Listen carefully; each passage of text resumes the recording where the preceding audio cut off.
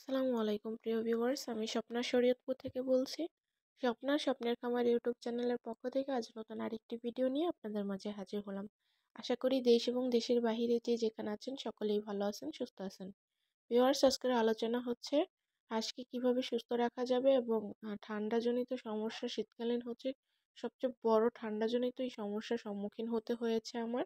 এই ঠান্ডার জন্য আপনারা অবশ্যই চিকিৎসার ব্যবস্থা করবেন এবং ভালো চিকিৎসার চেষ্টা করবেন। আপনারা অবশ্যই চেষ্টা করবেন যাতে প্রাকৃতিকভাবে কোনো চিকিৎসা দেওয়া যায়। যদি প্রাকৃতিকভাবে চিকিৎসা আপনারা দিতে না পারেন, সেক্ষেত্রে আপনারা অবশ্যই ভেটেরিনারি দোকান থেকে ওষুধ সংগ্রহ করে ওদের ওষুধ দিয়ে দিবেন।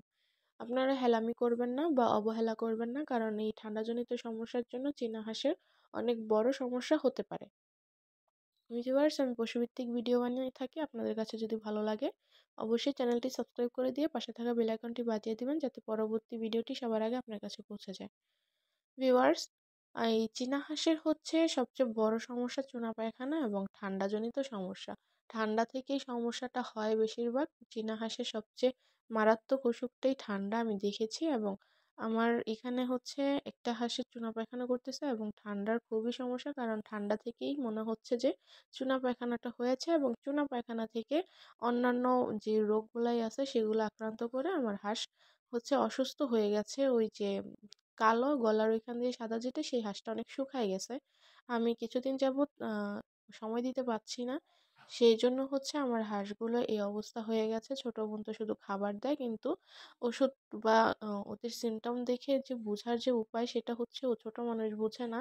আমি হচ্ছে আজকে দেখলাম যে আমার হাঁসগুলো খুবই অসুস্থ। আজকে না, সরি, কালকে দেখেছি এবং আজকে ওদের জন্য ওষুধ নিয়ে এসেছি। ভিউয়ার্স, আমাদের বাড়ির আশেপাশে তুলসী গাছ বা তুলসী পাতা সংগ্রহ করার মতো কোনো কিছু সিস্টেম নাই। অনেক দূরে হচ্ছে যেতে হয়। এর কারণে হচ্ছে অনেক অন্যের বাসায় যা অল্প কয়টা আনলেও হবে না, বেশি লাগবে। তুলসী পাতার রস যদি খাওয়াই দিতে পারতাম খুবই ভালো হতো এবং খুবই উপকার হতো। যেহেতু তুলসীর পাতা বা তুলসীর রস আমি ব্যবস্থা করতে পারিনি, সেক্ষেত্রে হচ্ছে আমি বাজার থেকে ওষুধ নিয়ে আসছি। আপনারা সবসময় চেষ্টা করবেন বাসায় তুলসী গাছ লাগানোর। আমি লাগাইছিলাম, বাট আমার হাঁসগুলো হচ্ছে নষ্ট করে ফেলছিল, এই জন্য হচ্ছে আর ফিরে লাগাই নাই। এরপর কারণে হচ্ছে যে অন্যের বাসায় যায় আনতে কেমন জানি আসলে লাগেও বেশি, অল্প কিছু আনলে হয় না। এই জন্য হচ্ছে আর যাওয়া হয় নাই অন্যের বাসায়। এবার হচ্ছে যে আমি ওদের ডক্সিবেট খাওয়াইছিলাম।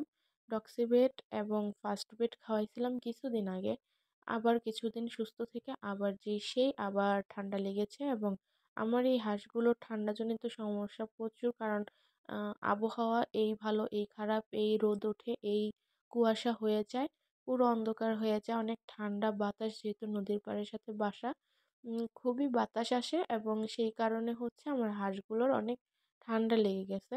এবং যেহেতু শীতকালের সময় হচ্ছে বেশি ঠান্ডা লাগে। এই ঠান্ডা থেকে বাঁচার উপায় হচ্ছে সঠিক চিকিৎসা। ভিউয়ার্স, আপনারা সবসময় চেষ্টা করবেন ঠান্ডাজনিত জন্য যে ওষুধগুলো আছে সেগুলো আপনারা ভেটেরিনারি দোকান থেকেই সংগ্রহ করে অবশ্যই আপনারা খাইয়ে দিবেন। আপনারা কখনোই অবহেলা করবেন না, কারণ অবহেলা করলে জিনিসটা আস্তে আস্তে বেশি হয়। কারণ আমি হচ্ছে কিছুদিন দেখছিলাম, বাট পরে হচ্ছে চিন্তা ভাবনা করছি যে এমনিই ভালো হয়ে যাব, কিন্তু এমনি ভালো হয় নাই। উল্টা আরও যে সামনে কালো হাঁসটা যাইতেছে, ওই হাঁসটা হচ্ছে উল্টা বেশি অসুস্থ হয়ে গেছে। পাশাপাশি সাদা হাঁসটারও কাশতেছিল এবং বড় এই হাসাটাও কাশতেছিল। এই জন্য হচ্ছে আমি জরুরি আমি ওষুধ নিয়ে আসছি এবং ওদের ওষুধ আমি খাইয়ে দিচ্ছি। আপনারা অবশ্যই চেষ্টা করবেন।